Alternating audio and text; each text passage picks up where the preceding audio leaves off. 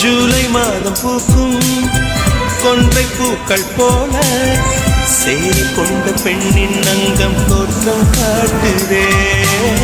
தாஜ்மஹாலின் வண்ணம் மாறக்கூடும் பெண்ணே, மின்னும் உந்த கண்ணம் இன்னும் வண்ணம் கூடுதே.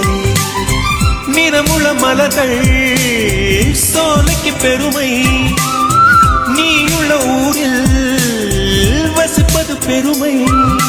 100 கோடி பெண்கள் உண்டு, உன் போல் யாரும் இல்லையே. ஆனால் கண்ணி உந்த கண்கள்